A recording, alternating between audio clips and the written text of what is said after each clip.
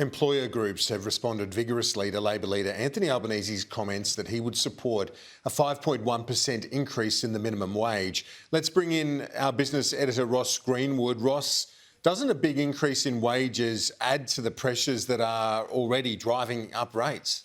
Oh, it sure does. There's no doubt about that, Kieran. And indeed, you've heard from the employer groups today, the Australian Industry Group, the Australian Industry of Chamber of Commerce, and also the Council of Small Businesses, all coming out and decrying, really, Anthony Albanese going along with unions and suggesting there should be wage rises of increases in the minimum wage of more than 5% rather. I should also point out that the Australian Industry Group, just in the last few minutes, has come out with a revision of its own potential increase for those wages. It had previously said there should be a 2% increase in the minimum wage. It's now revised that as a result of the increase in interest rates plus inflation around the place to 2.5%. But Innes Willox has said, and to your point, an excessive minimum wage increase would fuel inflation and lead to higher interest rates on mortgages, personal loans and credit cards than would otherwise be the case. Higher inflation and higher interest rates would have a particularly harsh impact on the low paid. Now, when you consider that Anthony Albanese himself believes that the wages should rise by 5.1%, but on top of that, you've got to add things such as the superannuation guarantee charge. You've then got low income offsets that are already in place for low paid workers to try and relieve some of the cost of living pressures. This wage rise on top of all of those measures is what the employers are really, I guess, calling out and saying that it is too much. Now, unions say 5.4%.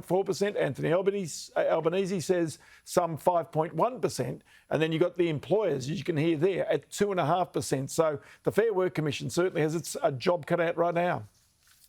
And Ross, it's the prospect of higher inflation and rates that have driven down our stock market in the past week or so. But it's not just here that we've seen markets dive. Yeah, sure not. It's quite incredible to see that our stock market in the past week is down 7.4%, and that's off the back of the calls for higher interest rates. So here's the market over the past month, say, for example. And as I say, the past week is down 7%, the past month down nearly 6%. But if you go to the NASDAQ exchange in the US, it's down the best part of 27% in the past 6 months.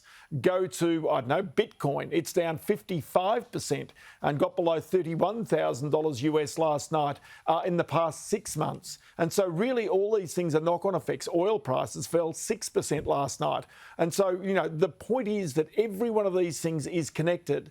And so markets right now are reacting to the higher interest rates, to the lockdowns in China, to the war in Ukraine, and the impact on supply chains, the impact on global economic growth, and the real fear right now in the money markets in America, not to a certain extent here in Australia, but certainly in the United States, is of a recession coming in the United States. And if that does occur, then clearly Australia will not be immune from the effects of that either.